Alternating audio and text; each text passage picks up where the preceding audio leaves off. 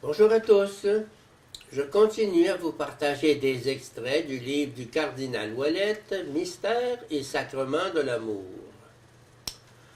Importance théologique et pastorale du modèle eucharistique nuptial.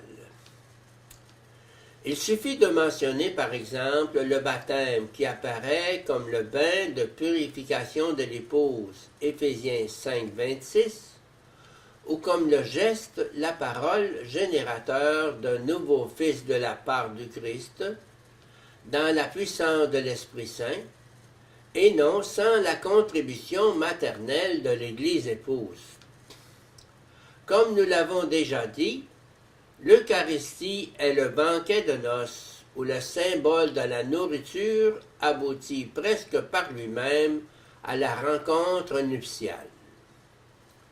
Le modèle eucharistique nuptial, d'une part, réaffirme le sens traditionnel de la dépendance de l'Église à l'égard des sacrements, exprimant sa dépendance toujours actuelle du Christ, et d'autre part, met en évidence son rôle sponsal à travers la foi dans le don de la grâce du Christ à tout homme.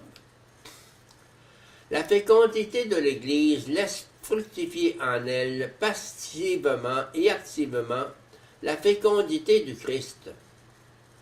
Elle n'ajoute rien de l'extérieur comme une contribution propre, d'ailleurs fortement contestée dans le domaine œcuménique.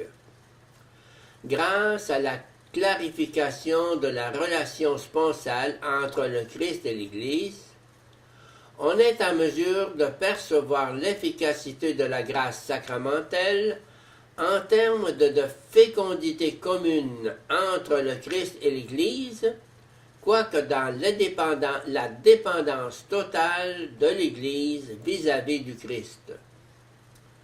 Dans l'Esprit Saint reçu du crucifié ressuscité, Marie Immaculée, nouvelle Ève, épouse de l'agneau, mère de l'Église, participe au don de toutes les grâces à l'humanité.